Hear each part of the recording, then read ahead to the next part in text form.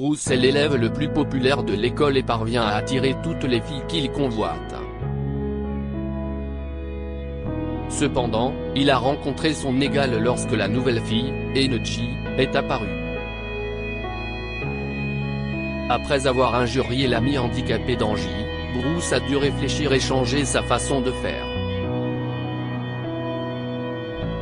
Bruce était l'enfant le plus cool de l'école.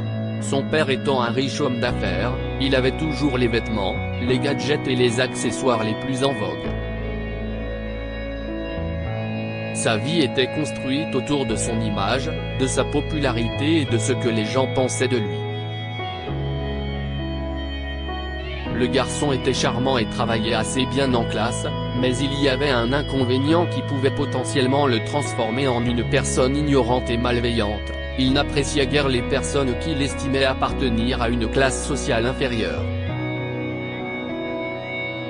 Cela n'affecte en rien la sympathie de Bruce à l'école.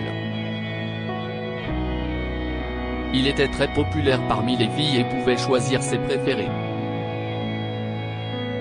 Cependant, un jour, une nouvelle fille, Enji, est arrivée à l'école.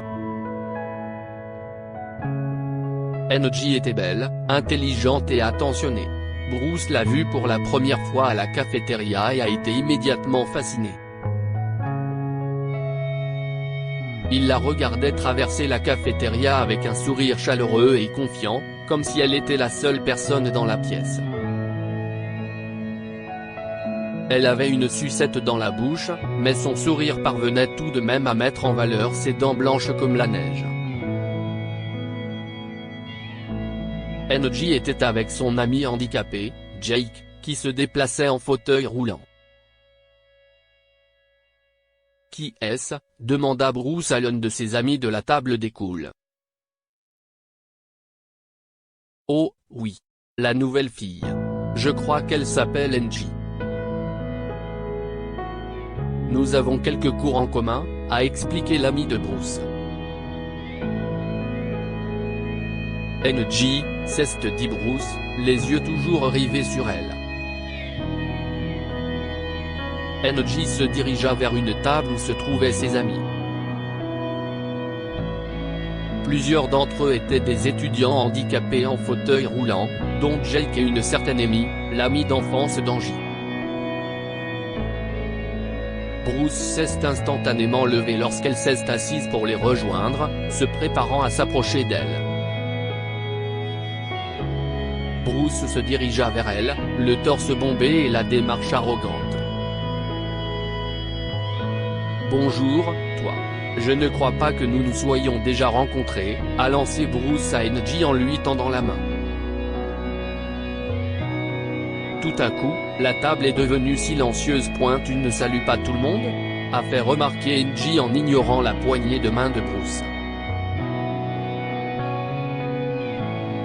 « Oh, bonjour, les gars », a dit Bruce au reste de la table, qui a répondu par un simple bonjour. De son côté, Amy lève la main et lance un « hello » enjoué. « Bonjour, je m'appelle Enji », a-t-elle dit avec un sourire chaleureux en lui serrant la main. « Je m'appelle Bruce. Alors, pourquoi es-tu avec ces gamins handicapés ? Quelqu'un d'aussi belle que toi devrait être avec nous à la table des populaires », a déclaré Bruce d'un air plutôt narquois. Si est à ce moment précis qu'Angie retire sa main de son emprise. « Tu n'es pas sérieux, n'est-ce pas ?» demanda Enji, sidéré. « Quoi ? Ai-je dit quelque chose de mal ?» a interrogé Bruce, inconscient de son arrogance et de ses insultes. « Si ça ne te dérange pas, nous essayons de déjeuner et tu nous déranges. » Brock, a dit froidement Enji en se tournant à nouveau vers ses amis et en donnant un coup de froid à Bruce. « Si est Bruce », marmonna Bruce en se retournant vers sa table. Les semaines suivantes, Bruce a courtisé Enji en lui offrant des fleurs et en faisant l'intéressant lors des événements sportifs de l'école. Cependant, NJ ne l'entendait pas de cette oreille. Un jour, NJ a croisé Bruce, qui était triste, assis sur les marches à l'entrée de l'école. Il regardait les sucettes qu'il tenait dans sa main. NJ a soudain eu de la peine pour lui. Il avait perdu son assurance habituelle. Elle s'approcha et s'assit à côté de lui. Pourquoi regardes-tu ces sucettes, Richie Rich demanda NJ. Bruce se tourna vers elle, surpris. Si est plutôt mignon, a dit NJ en attrapant l'une des sucettes.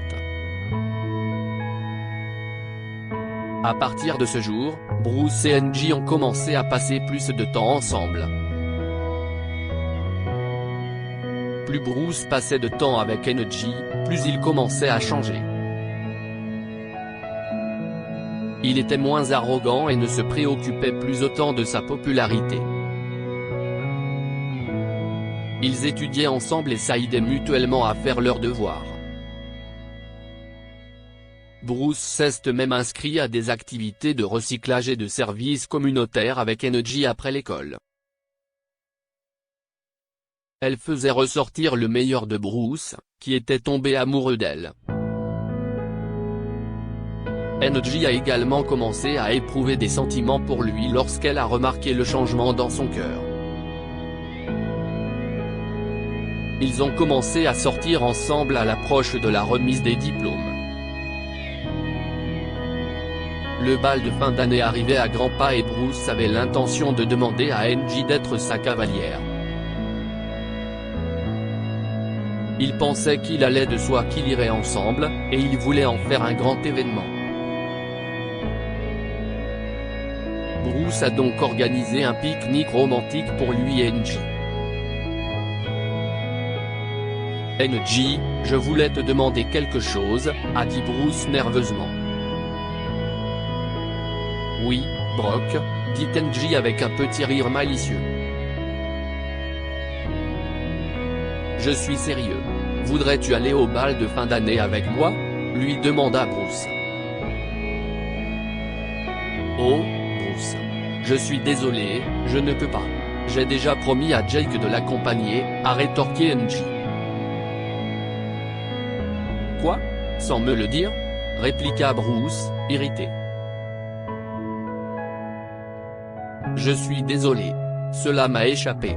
Je ne pensais pas que ça te dérangerait. Si est mon ami et nous avions prévu cela avant que les choses ne deviennent sérieuses entre nous, a expliqué NJ. Tu pensais que ça ne me dérangerait pas que tu me laisses tomber pour un gamin handicapé? A répondu Bruce, s'emportant de plus belle. Surveille tonton, a rétorqué NJ en réponse à sa fougue. Oh, arrête. Tu essaies de te jouer de moi, hein? A continué Bruce. NJ n'a rien dit et a commencé à rassembler ses affaires. NJ, je suis désolé, a plaidé Bruce alors qu'elle se levait. NJ, hurla Bruce, immobile, la regardant disparaître au loin. Bruce avait le cœur brisé, et il semblait que sa crise avait été la goutte d'eau qui avait fait déborder le vase pour NJ. Il se détestait lui-même pour avoir été impoli avec elle et pour avoir parlé sans réfléchir. NJ était tout pour lui, et il avait mis tout cela en péril au nom de sa fierté.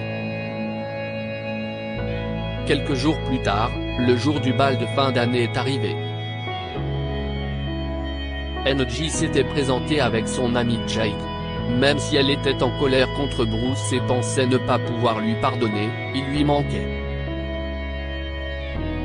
Elle ne l'avait pas vu depuis le début du bal et se demandait où il était. Elle a quitté Jake pour aller chercher un verre pour eux deux. Quand elle est revenue, NJ a été surprise. Elle a vu Bruce danser avec Amy de loin sur la piste de danse. Amy avait l'air plus joyeuse que jamais, et Bruce était tout aussi enjoué. Il s'avérait que Bruce avait choisi Amy comme cavalière pour le bal de fin d'année. Le cœur d'Angie se mit à fondre. Les yeux de Bruce et d'Angie se sont finalement croisés, tandis qu'elle continuait à regarder de loin avec un sourire des plus chaleureux. Bruce a passé le reste de la soirée avec Amy, l'aidant et la divertissant. Angie observait, mais ne l'interrompait pas. Ses amis populaires l'observaient d'un œil critique, mais Bruce ignorait les regards en coin de ses anciens amis. Enfin, vers la fin de la soirée, Angie s'est approchée de lui et l'a invité à danser un slow. Bruce lui présenta ses excuses et lui expliqua qu'il avait eu un peu de temps pour reconsidérer ses actions des derniers jours.